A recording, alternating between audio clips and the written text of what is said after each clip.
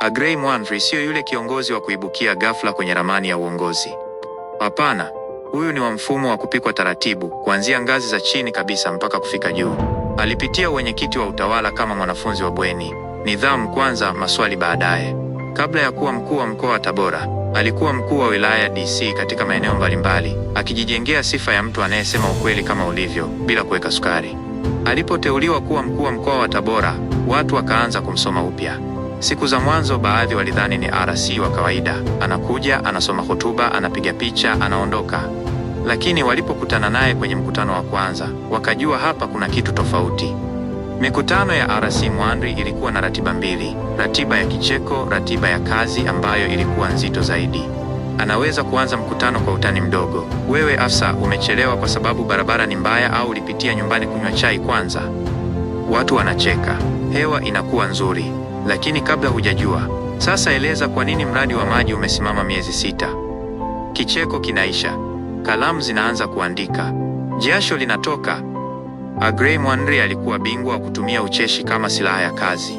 Hakupenda kufoka hovyo, lakini hakupenda uzembe hata kidogo. Ukifanya kazi vizuri, angekusifia hadharani mpaka unajisikia kama umepandishwa cheo papo hapo.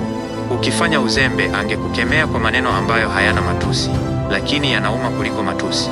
Kuna watu walikuwa wakisema, RC Mwandri hakutukana, lakini alituambia ukweli ambao ulitufanya tushindwe kulala. Katika ziara zake za wilayani, hakuwa mtu wa kukaa ofisini tu. Alitembea akauliza wananchi maswali ya moja kwa moja. Hii barabara mmeahidiwa lini? Mbona zahanati imefungwa? Huyu mkandarasi yuko wapi?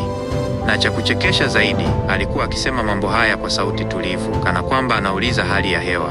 Lakini majibu yakikosekana, kila mtu alijua mkutano ujao usingekuwa wa amani. Tabora ikaanza kumzoea. Wengine walimwogopa kidogo, wengine walimpenda sana, lakini hakuna aliyempuuza. Hilo peke yake ni sifa kwa kiongozi. Alijulikana kama RC anayependa nidhamu, uwajibikaji, kazi ionekane kwa wananchi, sio kwenye makaratasi. Na ndiyo maana jina lake lilikuwa likizungumzwa sana kwenye vikao, kwenye redio za mikoa, hata kwenye vijiwe. Leo RC akija, hakikisha ripoti iko safi. Kwa ufupi, Agrey Mwandri alikuwa mkuu wa mkoa wa Tabora aliyefanya watu wacheke, wafikirie na wafanye kazi kwa wakati mmoja. Alithibitisha kuwa uongozi hauhitaji hasira muda wote. Unaweza kuwa mkali, mcheshi na mwenye matokeo kwa pamoja.